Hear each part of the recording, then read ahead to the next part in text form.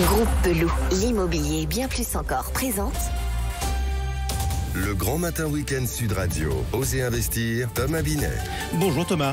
Bonjour Jean-Marie. Que faire de votre argent? Où le placer? Quand le placer? Où investir? On en parle tous les dimanches avec vous sur Sud Radio. On parle de quoi aujourd'hui? Le conseil de la semaine, on va parler du moral des Français sur les sujets de placement et d'immobilier. On recevra ensuite Jean-Marie Soutlier, président de Sogenial Immobilier, pour parler d'investissement en SCPI, Société Civile de Placement Immobilier. Et puis on va finir légèrement avec l'innovation de la semaine. Ça sera consacré à un pot de fleurs connecté. Ah, mais ça peut servir, c'est joli en plus. AFR Financement Parole de Lyon présente Osez investir, le conseil de la semaine.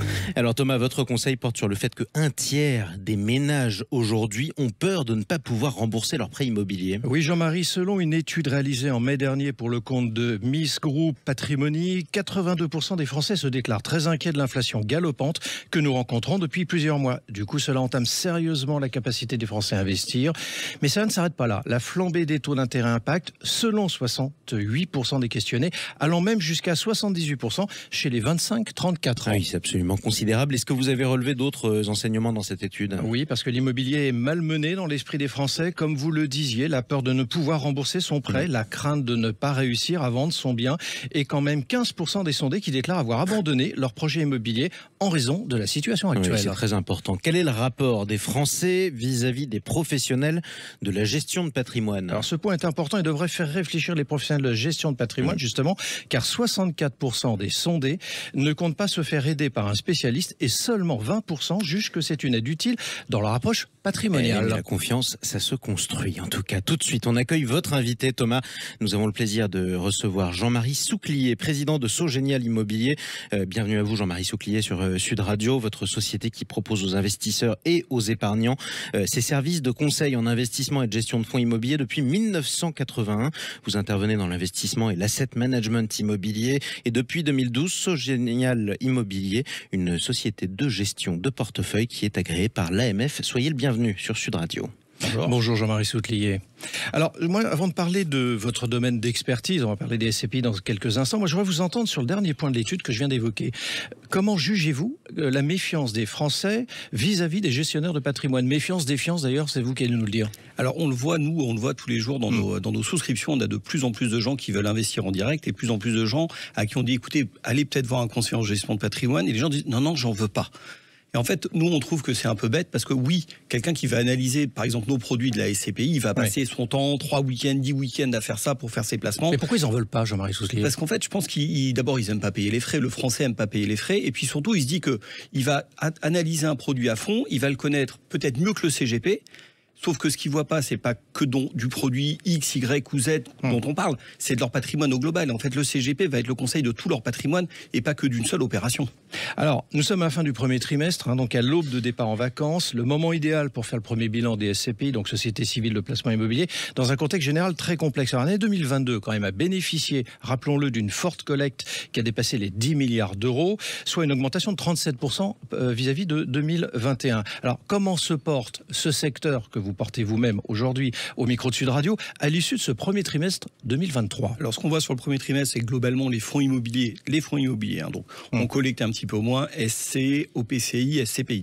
Finalement, là-dedans, on a pas mal de décollectes sur les OPCI et essentiellement, c'est-à-dire que simplement, c'est les grands institutionnels, c'est les grands investisseurs qui sont sortis, qui sont revenus sur les fonds euros, qui sont revenus sur leurs fonds d'origine.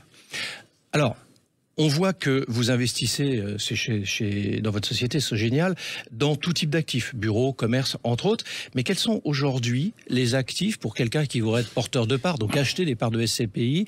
Quels sont les actifs les plus sécurisants pour un porteur de parts? L'avantage dans la SCPI, c'est qu'avant, vous aviez que des SCPI bureaux ou commerce. Ouais. Aujourd'hui, vous pouvez traiter toutes les thématiques.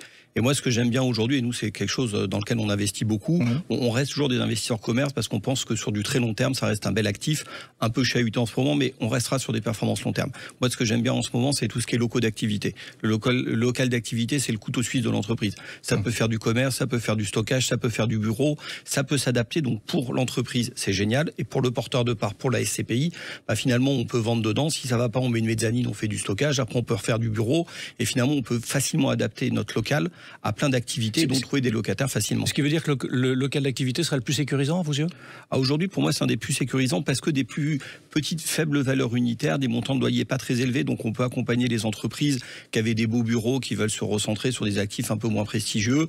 Voilà, il y a beaucoup de choses à faire avec ces actifs et donc, finalement, on trouve un marché beaucoup plus facilement pour ces actifs-là. Alors, vous investissez pas que dans des locaux d'activité, parce que vous investissez également dans des forêts. Alors ça, pour les éditeurs, ça va les interpeller parce que c'est quand même très atypique. Pourquoi partir sur ce type d'actifs ? Alors on est parti, d'abord c'est des convictions personnelles, historiques, familiales, voilà.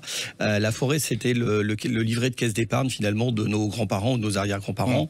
Et puis aujourd'hui donc c'est une bonne façon de placer son argent, très sécurisé sur du très long terme. On n'est pas faible croissance, faible performance, mais sur du très long terme et très résilient. Et puis la forêt, ce qui est bien, c'est que c'est un actif qui a du sens finalement. Mais c'est pas forcément un bon investissement si je vous entends en soi. C'est un bon investissement, mais c'est pas là qu'on va gagner beaucoup d'argent. On a un avantage fiscal à l'entrée qui est relativement intéressant, 25% d'exonération d'IR. Après, sur la durée, on va faire du 2,5% de performance par an. C'est pas les fonds les plus rentables, mais si on aujourd'hui, surtout avec l'inflation, mais si on se place sur les 15, 20, 30, 40 dernières années, c'est des actifs qui n'ont fait que croître parce que c'est un actif qui est magique. Il suffit de regarder l'arbre avec un peu de soleil et un peu de pluie pour le voir pousser et pour voir le patrimoine augmenter. Alors moi, j'ai observé aussi dans votre présentation que vous investissez également dans des crèches. Là aussi, c'est quelque chose d'un petit peu original. Pourquoi ? Je parlais de sens tout à l'heure. Nous, on aime bien les crèches parce que d'abord, c'est utile socialement pour la société, parce que les places de crèche publiques, il y en a peu. Il faut organiser la garde de ses enfants, ça coûte très cher. Et puis, c'est bien qu'ils soient sociabilisés avec d'autres enfants et pas tout seul en garde. Donc, c'est un bon support d'investissement. C'est un support utile. On est sur des montants unitaires de 700, 800 000, 1 million, 1,5 million d'euros, avec des opérateurs nationaux très bien implantés. Donc, finalement, vous arrivez à avoir une grande dilution du risque, une granulosité assez importante et des actifs qui, finalement, dans le terme, vont être quand même très intéressants puisque on a de la natalité, on a des enfants et on est moins sensible, beaucoup moins sensible à l'économie dans l'actif que sont la forêt ou la crèche. Alors, en quoi des investissements dits de diversification, parce que c'est un peu comme ça qu'on les présente, crèche, forêt, on vient d'en parler, sont des meilleurs investissements par rapport à des investissements sur bureau ou commerce dont on avait parlé tout à l'heure? Alors, je ne sais pas s'ils sont meilleurs ou en tout cas ils sont différenciants, ils sont diversifiants. Et c'est ça qui est intéressant. C'est-à-dire qu'aujourd'hui, beaucoup de gens ont des portefeuilles ou des patrimoines immobiliers, résidence principale, locatif ou SCPI importants. Aujourd'hui, ils peuvent faire autre chose avec ces investissements là, en ayant une sécurité qui est quand même plus importante, parce que comme je disais, elle est beaucoup moins corrélée à l'économie. La forêt est complètement décorrélée de tout cycle économique, et la crèche est beaucoup moins corrélée, puisque les enfants, ils sont là, ils ont besoin de crèche. L'enfant, il n'a pas des bureaux à rendre, il rend pas son bail à la fin. On sait qu'il va partir à 3 ans. Bon, on vous recevra dans un autre numéro d'Oser Investir pour que vous nous disiez comment ça évolue justement sur les produits de diversification. Merci Jean-Marie Souclier. Merci à vous, et surtout si l'envie vous prend de construire d'autres crèches, n'hésitez pas. Il y a beaucoup de nos auditeurs qui vous en remercieront chaleureusement. Je rappelle que vous êtes le président de Sogénial Immobilier. Tout de suite, l'innovation de la semaine avec vous, Thomas Binet. Vous allez nous parler d'un pot de fleurs intelligent et connecté, alors pour plantes, un pot de plantes donc. Oui, absolument, mais alors je sais pas Jean-Marie, si vous avez la main verte. Oh, ça peut m'arriver. Justement, c'est fait pour ceux qui n'ont pas, a priori, la main verte. Alors, on va s'intéresser justement à ce pot de fleurs qui répond au nom de Paro, avec 2 R, pot, et qui intègre 4 capteurs: hygrométrie, ensoleillement, salinité, donc teneur en sel, et température. Toutes les informations sont envoyées sur votre smartphone. Préalablement, vous aurez téléchargé l'application, bien évidemment, qui est gratuite, et vous recevrez des conseils et des alertes en temps réel lorsque votre plante a besoin d'une attention particulière. Vous retrouverez d'ailleurs une base de données de plus de 8000 plantes à l'intérieur de cette application. Ça vous permet de savoir comment gérer tout ça. Après plusieurs cycles, Paro comprend les besoins de votre plante, ce qui lui permet d'adapter la consommation d'eau. Plus rien à faire. Et équipé d'un réservoir de 2,4 litres, ce système d'arrosage automatique favorise la croissance de votre plante car elle reçoit la juste quantité d'eau dont elle aurait besoin. En période de sécheresse et d'absence pour les vacances, cette solution permet de prendre tranquillement la route des vacances. Le pot qui murmurait à l'oreille des plantes, ça coûte combien? Écoutez, pour un pot de 30 cm de haut, parce qu'il y a différentes tailles, vous le trouverez autour des 57 €, Jean-Marie. D'accord, et où est-ce qu'on le trouve? Vous le trouverez sur tous les sites de e-commerce, naturellement, mais également dans les jardineries. Et pour en savoir plus, Paro, avec 2 R.com. Vous avez mis ça sur votre balcon, c'est ça? Bien sûr. Mais écoutez, vous avez bien raison, on verra si vous avez la main verte. Merci beaucoup Thomas Binet, on vous retrouve dimanche prochain pour un nouveau numéro d'Oser Investir. Merci. Le Grand Matin Week-end Sud Radio, Oser Investir, Thomas Binet. Avec Groupe Peloux, l'immobilier et bien plus encore.